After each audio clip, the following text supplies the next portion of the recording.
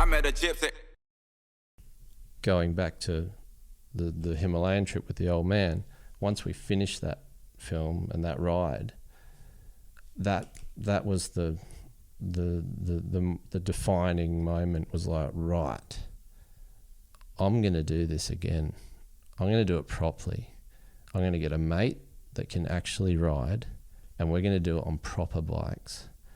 And I think, yeah, it was the next year. It was the following year, or from that point when I got back, I had enough pull in the moto game to sit down with a Jeff Leask and get in touch with the factory and just go, right, I said, I'm going to start from a point, KTM factory, Austria. What's the most significant landmark in a radius from there? And I just was looking at it going, right, pyramids. Okay. I'm going to ride from the KTM factory on 500 EXCs to the pyramids.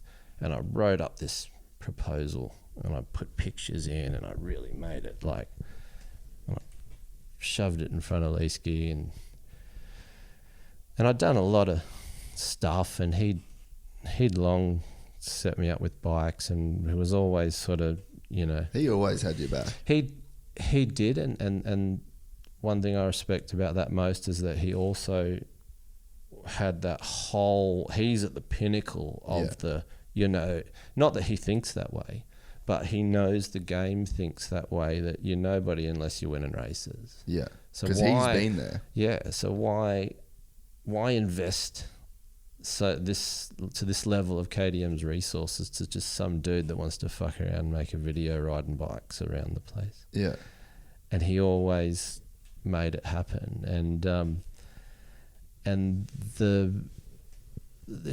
It wasn't happening. It for a long time, it's just like the factory were just like, what? No, you can't. You can't do that. You can't just do that. You can't just ride a bike from one country into the Middle East.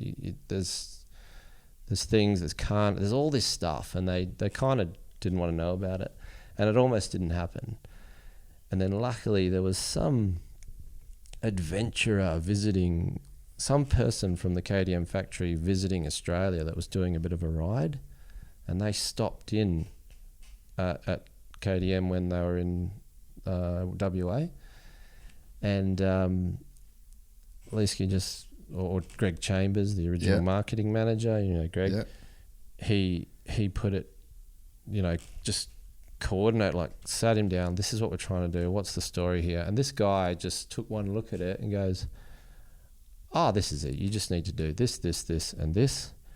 And next thing, they had this work experience dude that had just conveniently come to the factory for work experience, and all they did was just go, right, you need to make this happen. And the one guy that we were dealing with when we were there didn't even work at the factory. He was like the work experience guy, but he did it all. He set up the carnets. He got the rite of passage for 2 500 EXCs to make their way through Europe, cross into Hungary, Bulgaria, Turkey, Egypt. This stack of paperwork, shoved it in the bikes. It's all go. Wow. The bikes are here. Fly in. You know, it's on. And then from not happening, it was just all happening. And then 3 weeks out from flying to Austria, and meanwhile, I had this concept. I needed a companion. Yeah. Meanwhile, I hit it up. I didn't bother with any of the pros. The pro dudes, They were my mates anyway, but like they just got Grabo, schedules and they can't take their time out. I needed someone who could operate at that level but was no longer connected, and I remember out of the blue, Mark Ports, he was a top 10 Aussie off-road guy. He had a good crack. He's raced the 6 days, just a fun dude, and I got along well with him, and he's just messaged me on Facebook out of the blue because he'd been seeing all the YouTube videos. Yeah, right. And he just, out of the blue, just a friendly message. He's like, man, the videos you're doing are sick. Love it. If you ever need a property to ride out in Vico, if you ever need some help on a film, whatever, just let me know. And I was like, boom, cop this. And just spelled out this monumental 7-country expedition on 500 EXCs from Austria to Egypt, and you know, careful what you wish for, sort of thing. And yeah, he was in, right? We got the bike sorted 3 weeks out from actually KTM funding it. Well, there wasn't much involved. They just had to supply a couple of bikes, and I think they paid for our flights. That was it. Yeah. Done. That's all we needed. Had backpack, camera gear, some stuff. Moto gear. Like, no idea. No adventure gear, nothing. Just Fox helmets, goggles, shift jersey, just some Jack Scott jackets or something. It's no idea. But didn't matter. We needed to look like, needed to represent what my YouTube audience was. There's no way I was going to go down the twin cylinder, Charlie Baum, you know, the long way around road. Like that just wasn't us.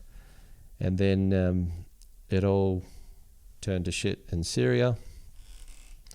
All the transportation across the Mediterranean was cut off. There was physically no way I could book a ticket or any kind of transport from Turkey across to the Middle East unless we rode around.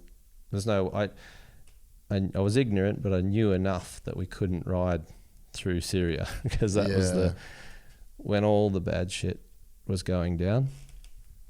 And I wasn't going to not go. Yeah. And so I just thought, well, we'll do this. We'll just jump on the plane, go to the factory, we'll get on these bikes, and we'll go. We'll ride to the coast of Turkey, the border of Syria, and see what we can pull off, see what we can work out on the ground. Because I tried everything. I tried getting all the ferries had stopped to Cyprus. No, because there was warships in there. It was a hot spot of the planet at the time. If you enjoyed this content, please like and subscribe. And to listen to the full 3-hour podcast, search Gypsy Tales in your favorite podcast platform or click the link in the description below. Gypsy Gang.